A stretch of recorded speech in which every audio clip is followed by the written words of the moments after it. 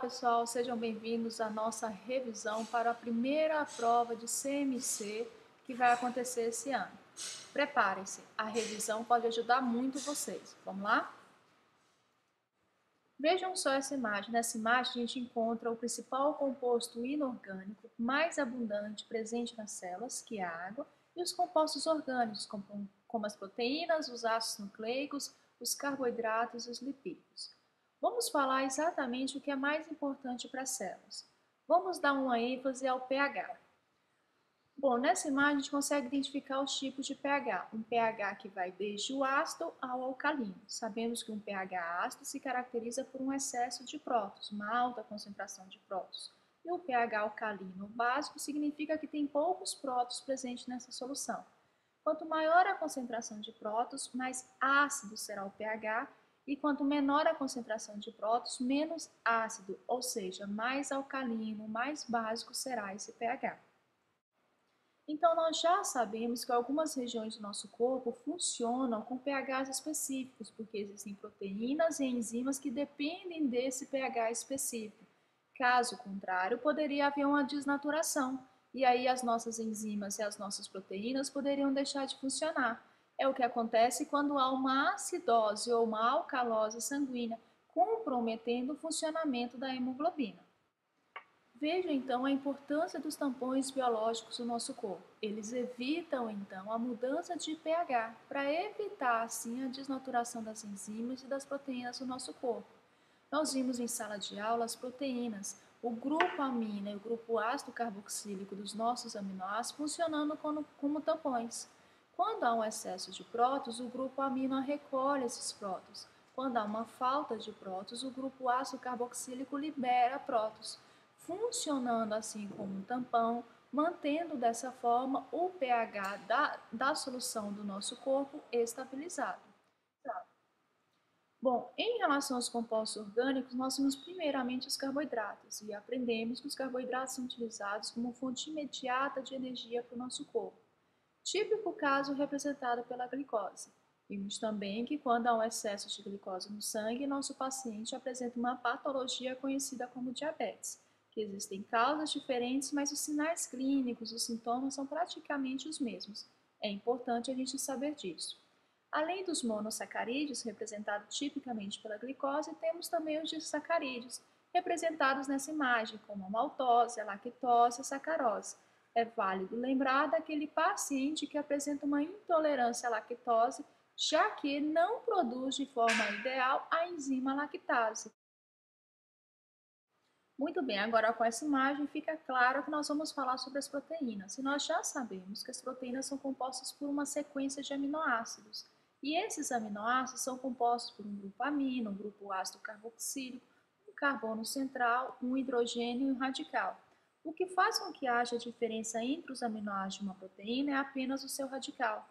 Pelo radical, a gente identifica os aminoácidos diferentes. E aminoácidos diferentes unidos entre si por ligações peptídicas vão formar uma proteína.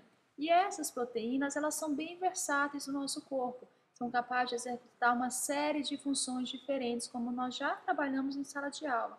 Uma proteína muito importante que nós aprendemos sobre ela foi a hemoglobina, que é responsável pelo transporte de oxigênio no nosso corpo.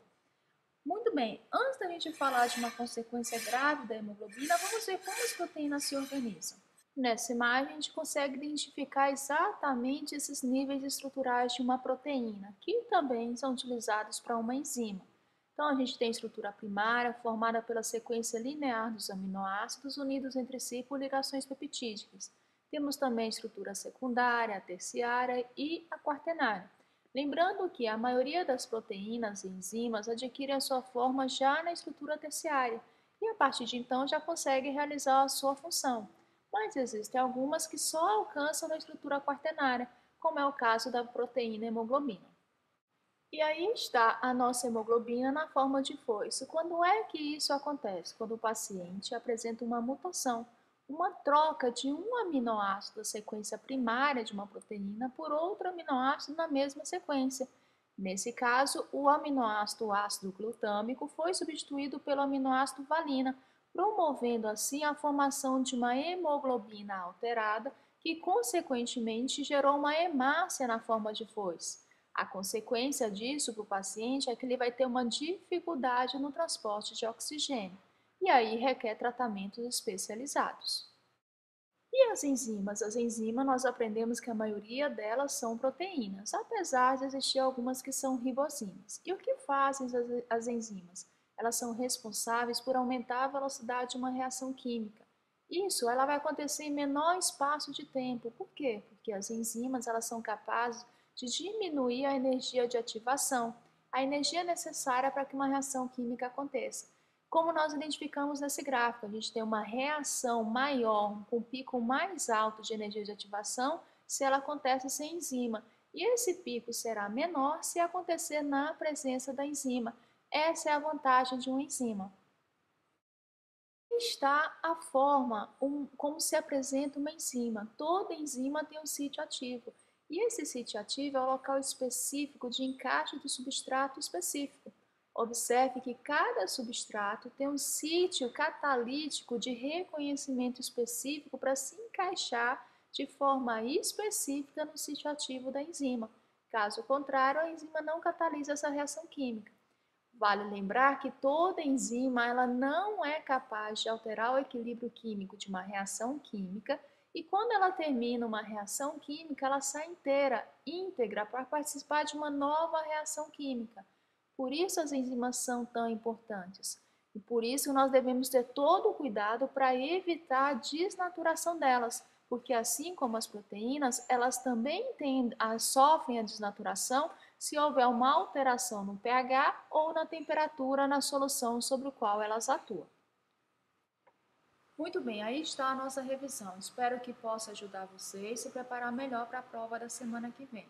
Lembre-se, os assuntos são água, pH, tampão, proteínas, enzimas e carboidratos.